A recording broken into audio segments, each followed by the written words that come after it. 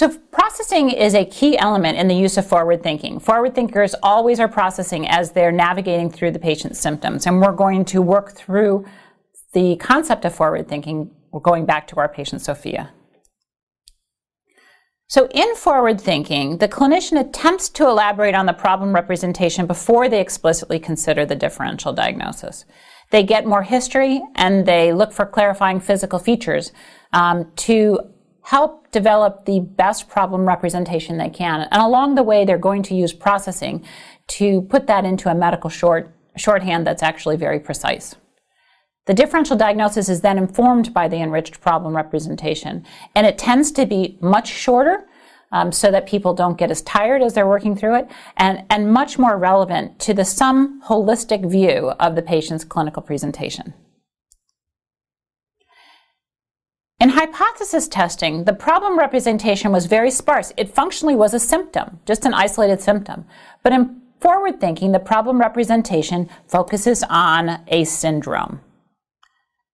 This leads to much more efficient data gathering because once we begin to look to refine a syndrome that we're aware of, we look for specific information in each step of the process to narrow the differential diagnosis. And the key skills that are needed are our skills of processing and the compare and contrast thinking, where we understand how different diseases look for and demonstrate different features. And those are the ones we'll be seeking out in our patient as we move forward with our problem representation. So here's Sophia. Again, her history and physical. A 17-year-old woman complains of leg pain for 2 days. If I'm going to use forward thinking, rather than just focusing on leg pain, I'm going to begin to define the problem in a more robust manner. And I'm going to look for elements that are compatible with my disease illness scripts.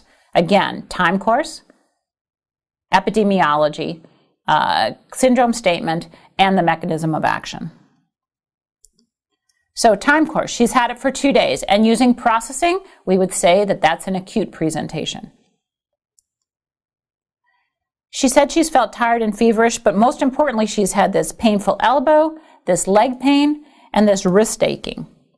So I'm curious about that because it's 3 types of limb-related phenomena, and I'm going to want to know what kind of limb-related phenomena. So I look a little bit further and find out that this left ankle pain is not just generic leg pain. In fact, there's evidence of inflammation, redness, warmth, and as we talked about earlier, pain on movement.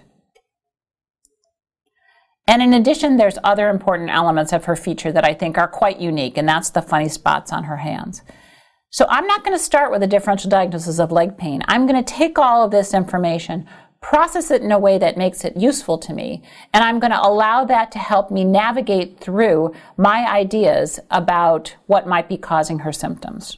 So based on my questioning and investigation of Sophia's presentation, I can show what her symptoms are in a processed manner. First, duration. Her symptoms were here for 2 days. That's acute, and we'll show how this helps you in forward thinking on the next slide. There's evidence of distributive processing. Remember, where does this present in relationship to the body? And we would call this oligo or pauci, meaning a few, more than one, less than a bunch. And qualitative processing, she has as the cause of her current leg pain at least arthritis. And we know this because she has joint redness, warmth, and tenderness to motion, which are the elements of arthritis. It's not simply pain, which would be arthralgia. So again, very precise about what's causing her leg pain, how it's distributed, and the duration of her symptoms. This is the beauty of processing. And this is how it helps you with forward thinking. So instead of starting with a differential diagnosis of leg pain, I started with a differential diagnosis or concept about arthritis.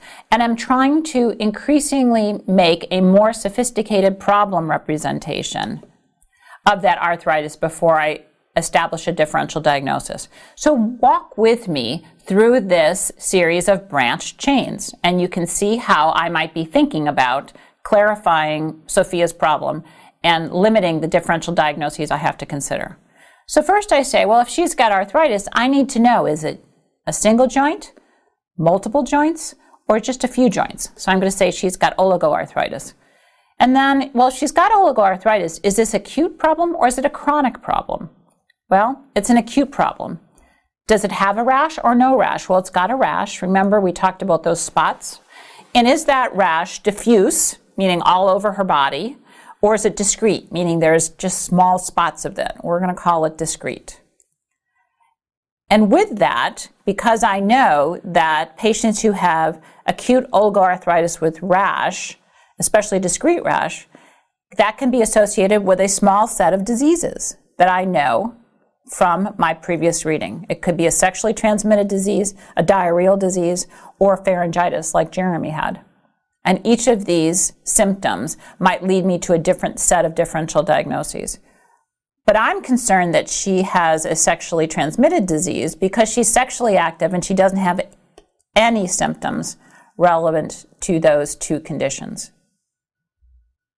So the number of differentials I'm considering is now really quite small. Disseminated gonococcal infection and maybe some other ones.